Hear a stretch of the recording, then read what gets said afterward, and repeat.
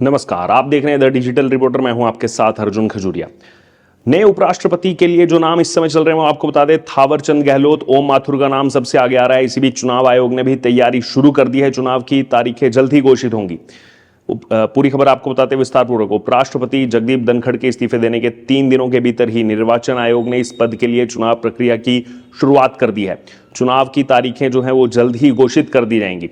इसी बीच भारतीय जनता पार्टी इस पद के लिए अपनी विचारधारा के प्रति जो समर्पित कार्यकर्ता है उसी को उम्मीदवार बना सकती है, ये सोर्सेज के मुताबिक खबर आ रही है। फिलहाल जिन नामों पर पार्टी में विचार चल रहा है उसमें सबसे आगे जो नाम चल रहे हैं वो हैं कर्नाटक के राज्यपाल थावर चंद गहलोत, जो कि सबसे प्रबल दावेदार माने जा रहे हैं।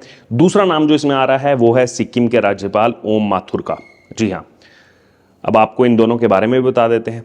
उससे पहले आपको ये बता दें कि आयोग ने इस पद के लिए निर्वाचक मंडल, रिटर्निंग ऑफिसर और अन्य जरूरी चीजों को भी अंतिम रूप देना शुरू कर दिया है। आयोग की तैयारियों के बीच भारतीय जनता पार्टी की कोशिश यही होगी कि इस पद का उम्मीदवार किसी अन्य सहयोगी को बनाने की जगह अपने ही उम्मीदवार का नाम जो है वो तय कर जो है उसके नाम पर सहयोगी दल जो है उनको राजी कर सके। दरअसल जगदीप धनखड़ ने 21 जुलाई की रात को अचानक देश के 14वें उपराष्ट्रपति के पद से इस्तीफा दे दिया था। राष्ट्रपति द्रौपदी मुर्मू जी ने भी मंगलवार को जगदीप धनखड़ का इस्तीफा जो है मंजूर कर लिया था। 74 साल के जगदीप धनखड़ का कार्यकाल हालांकि 10 अगस्त 2027 तक था। अब आपको बता देते हैं इन नामों के बारे में जो सबसे आज चर्चा में। सबसे पहला नाम है थावर चंद गहलोत, जो रेस में सबसे आगे चल रहे हैं। उम्र 77 साल है, कर्नाटक के राज्यपाल हैं। एजुकेशन बीए विक्रम विश्वविद्यालय उज्जैन से हुई है। पॉलिटिकल करियर की अगर बात की जाए तो बहुत लंबा पॉलिटिकल करियर है। 1980 में पहली बार विधायक बने। 1990 में मध्य प्रदेश सरकार में राज्य मंत्री बने। 1996 में पहली बार लोकसभा के लिए शाहजहाँपुर जो सीट है मध्य प्रदेश में, उस शाहजहाँपुर से चुने गए। 1998 में फिर से लोकसभा चुनाव जीता। 1999 में तीसरी बार लोकसभा सदस्य बने। भारतीय जनता पार्टी संसदीय दल के व्हिप भी रहे। 2002 में भारतीय जनता पार्टी के राष्ट्रीय सचिव बनाए गए। उत्तर पूर्व भारत के प्रभारी भी नियुक्त किए गए। 2004 में चौथी बार लोकसभा के लिए चुने गए। भारतीय जनता पार्टी के उपाध्यक्ष बनाए गए राष्ट्रीय स्तर पर। 2012 में राज्यसभा सांसद के नाते उनको चुना गया थावर चंद गहलोत को। 2014 में मोदी सरकार जब आई, मोदी सरकार में सामाजिक न्याय और अधिकारिता मंत्री बनाया गया। 2018 में दूसरी बार राज्यसभा सदस्य बने। 2019 में राज्यसभा में सदन के भी नेता बने। 2021 में कर्नाटक का राज्यपाल उनको नियुक्त किया गया और ये उनका पॉलिटिकल करियर रहा। थावरचंद गहलोत अभी कर्नाटक के राज्यपाल हैं। 77 वर्षीय थावरचंद गहलोत राज्यसभा में सदन के नेता भी रह चुके हैं, साथ ही केंद्रीय मंत्री का पद भी संभाल चुके हैं, इसीलिए रेस में आगे चल रहे हैं। भारतीय जनता पार्टी में वो सर्वोच्च नीति निर्धारक इकाई पार्लियामेंट्री बोर्ड के सदस्य भी रह चुके हैं। जातीय समीकरण जो है बीजेपी का, उसमें भी वो फिट बैठते हैं। बैकग्राउंड उनका दलित समाज से आते हैं, मध्य प्रदेश से। उनके पास प्रशासनिक अनुभव भी अच्छा खासा है। दूसरा नाम जो सबसे आगे चल रहा है वो नाम है ओम माथुर का। ओम माथुर उम्र 73 साल है, सिक्किम के इस समय राज्यपाल हैं। एजुकेशन की बात किया तो बीए उनकी हुई है राजस्थान विश्वविद्यालय से। पॉलिटिकल करियर इनका भी काफ़ी लंबा चौड़ा रहा है।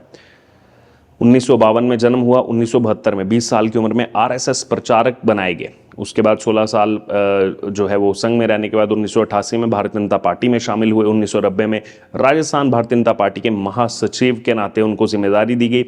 2002 में भारतीय जनता पार्टी के केंद्रीय प्रभारी बनाए गए। 2004 में भारतीय जनता पार्टी के राष्ट्रीय सचिव बनाए गए। 2005 में भारतीय जनता पार्टी के राष्ट्रीय महासचिव के नाते उनको नियुक्त किया गया, जिम्मेदारी दी गई।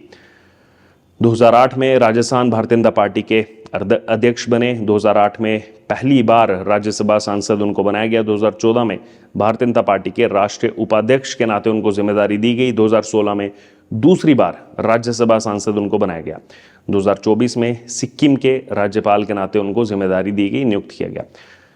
माथुर की बात की तो मोदी शाह के करीबी हैं। ओम माथुर अभी सिक्किम के राज्यपाल हैं। जैसा आपको पता है 73 वर्षीय हैं। माथुर पार्टी के कद्दावर नेता भी रहे हैं, राजस्थान से आते हैं।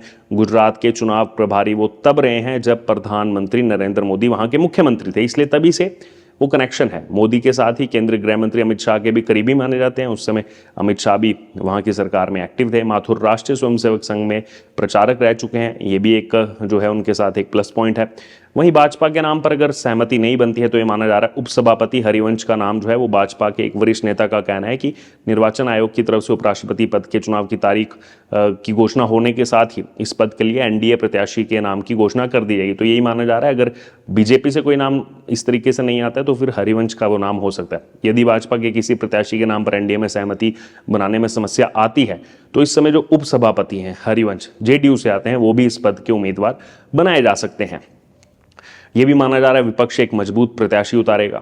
भाजपा के एक वरिष्ठ नेता का कहना है कि प्रत्याशी का चयन जो है वो ठोक बजाकर ही किया जाएगा, क्योंकि विपक्ष से भी कोई ना कोई मजबूत प्रत्याशी उतारे जाने की पूरी संभावना जो है वो लग रही है।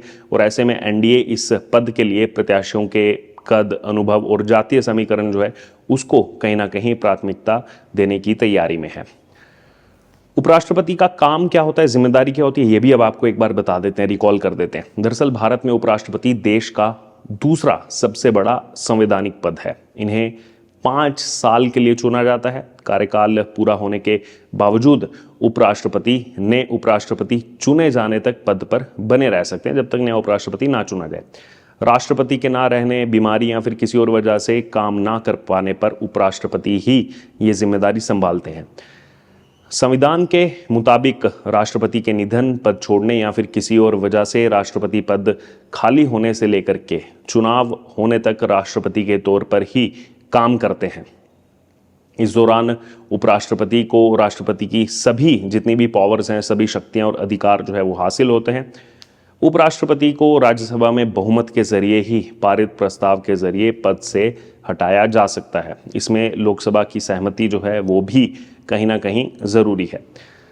6 स्टेप में चुने जाते हैं, वो 6 स्टेप भी आपको बता देते हैं उपराष्ट्रपति का, जिसमें चयन होता है। स्टेप 1 है निर्वाचक मंडल का गठन करना। उपराष्ट्रपति का चुनाव निर्वाचक मंडल करता है, जिसमें लोकसभा और राज्यसभा के सभी निर्वाचित और नामित सदस्य जो हैं वो शामिल रहते हैं। दूसरा स्टेप है कि चुनाव की अधिसूचना जो है वो जारी होना और निर्वाचन आयोग द्वारा जो है अधिसूचना में नामांकन, मतदान और परिणाम की जो तारीख है वो शामिल होती है। तीसरा स्टेप है नामांकन की प्रक्रिया। उम्मीदवार को कम से कम 20 सांसदों द्वारा प्रस्तावक और 20 सांसदों द्वारा समर्थक के रूप में हस्ताक्षर के साथ जो है नामांकन पत्र जो है वो दाखिल करना होता है, यानी कम से कम ऐसे 40 सांसद चाहिए। स्टेप 4 है सांसदों के बीच प्रचार होता है। केवल सांसद जो है मतदाता होते हैं, इसलिए प्रचार जो है वो बहुत सीमित, लिमिटेड दायरे में ही किया जाता है। उम्मीदवार, उनके समर्थक दल जो हैं वो प्रचार में शामिल होते हैं। स्टेप 5 है मतदान की प्रक्रिया जो है वो शुरू होगी। हर सांसद मतपत्र पर प्रत्याशियों को प्राथमिकता के क्रम में 1, 2, 3 ऐसे अंकित करता है। स्टेप 6 है मतों की गिनती और परिणाम। जीत के लिए कुल वैध मतों का साधारण बहुमत यानी कि 50% से अधिक होना चाहिए, जो भी वो प्राप्त करता है। रिटर्निंग ऑफिसर जो है नतीजे की घोषणा करते हैं और उसके मुताबिक उपराष्ट्रपति का चयन होता है। बहरहाल ये हमने आपको पूरी प्रक्रिया भी बता दी, कौन कौन से नाम आगे चल रहे हैं वो भी आपको बता दिए। अब क्या लग रहा है आपको, क्या इसमें कुछ बदलाव हो सकता है, क्या कुछ देखने को मिल सकता है, आपकी इस पर क्या राय है, आप जरूर कमेंट बॉक्स में शेयर कर बने रहें तमाम अपडेट्स के लिए द डिजिटल रिपोर्टर के साथ। धन्यवाद।